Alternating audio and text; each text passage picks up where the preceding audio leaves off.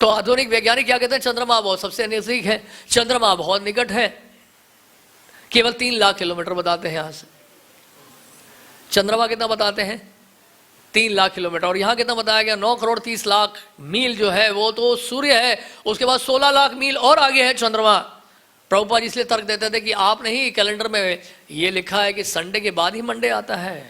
ये English calendar के हिसाब से है, ये वैदिक कैलेंडर के हिसाब से ये नामकरण नहीं है। तो संडे के बाद ही मंडे आता है, मंडे के बाद ही ट्यूसडे आता है, ट्यूसडे के बाद ही वेडनेसडे आता है। संडे का मतलब रवि यानी कि सूर्य, मंडे का मतलब मून, ट्यूसडे का मतलब क्या? मंगल, बुध का मतलब क्या? बुध, और थर्सडे का मतलब बृहस्पति गुरु, और शुक्र का मतलब शुक्र।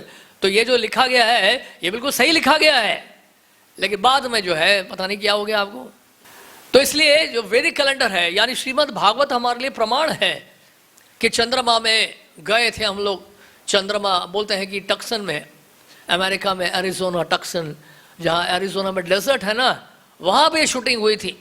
और अमेरिकन सिटीजन्स का जो है billions and billions of dollars खर्चा किया गया था इस शूटिंग के लिए, जो कि देखने में बिल्कुल रियल लगे कि हम चांद में गए थे। इसे प्रभुपाद जी ने जब देखा, वो उस समय जब लैंड कर रहे थे कि America is landed on the moon, Hari बोल। प्रभुपाद का नो, ये चंद्रमा में नहीं उतरे हैं। हो सकता है सबसे नजदीक के ग्रह में गए हो, राहु में, लेकिन चंद्रमा में तो गए नहीं है। क्योंकि चंद्रमा जाने के लिए प्रभुपाद क्या कर रहे हैं? 18,000 मील्स पर आवर, 18,000 मील प्रति घंटा यात्रा करनी पड़ेगी। तो 4 दिनों में कैसे पहुंचेंगे आप वहां पर?